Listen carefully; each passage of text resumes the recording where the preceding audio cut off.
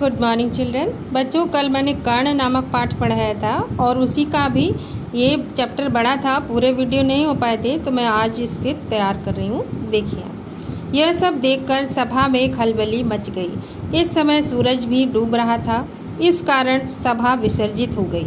ये जो सभा में हुआ, क्या हुआ कि एक तो कर्ण का अपमान कर दिया कि तुम बराबर वालों से युद्ध होता है, ठीक है।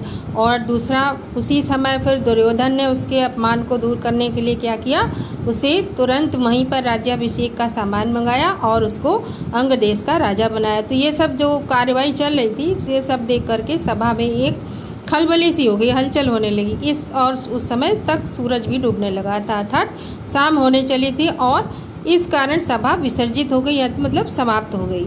मशालों और दीपकों की रोशनी में दर्शक वृंद अपनी अपनी पसंद के अनुसार अर्जुन, कर्ण और दुर्योधन की जय बोलते जाते थे।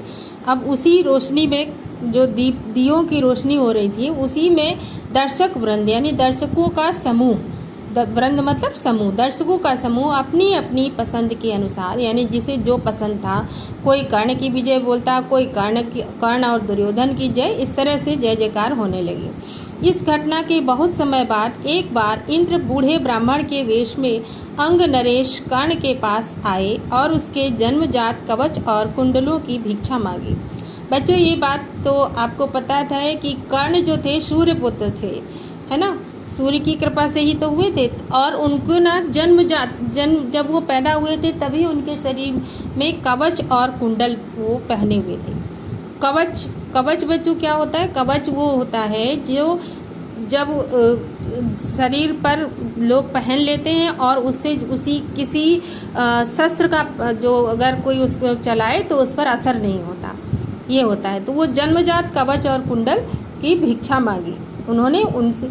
ये कर्ण जो था बेटा बहुत दानी था, कहते हैं इतना दानी था, इसको कुछ भी इससे मांगो ये तुरंत दे देता था। एक बार पता है क्या हुआ कि किसी पहले बच्चों जो कोई मर जाता था तो जैसे लकड़ियों से जलाया जाता है ना, तो उस समय चंदन की लकड़ी से जलाया जाता था। तो उसके पास चंदन की लकड़ी नहीं थी, तो इन्होंने क्या किया, इनका जो घर था ना, महल था, उसमें जो खिड़की और दरवाजे लगे हुए थे वो चंदन की लकड़ी के थे। तो इन्होंने वो लकड़ी दान दे दी थी। इतने दानी थे ये, बहुत, इनको दानवीर कहा जाता है। तो इंद्र ने क्या करा कि उनसे कवच और कुंडल भिक्षा में मांग लिए।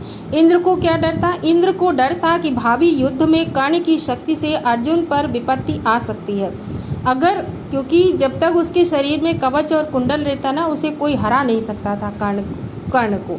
तो ये इंद्र को इस बात का डर हुआ कि कहीं जो आने वाला युद्ध है, भावी मतलब जो होने वाला है, उसमें कहीं कर्ण जो है अपनी शक्ति से अर्जुन पर, जो कर्ण की शक्ति है उससे अर्जुन पर मुसीबत आ सकती है।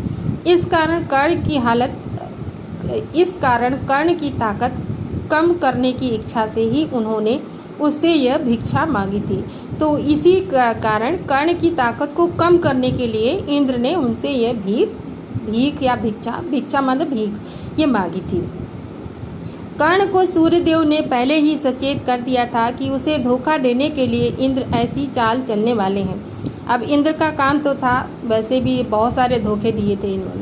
तो सूर्यदेव ने, चूंकि वो सूर्य का पुत्र था, सूर्यदेव ने उसे सचेत कर दिया था कि क्या तुम्हें जो है इंद्र अब तुम्हें धोखा देने के लिए कोई चाल चलने वाले हैं। परंतु कर्ण इतना दानी था कि किसी के कुछ मांगने पर वो मना कर ही नहीं सकता था।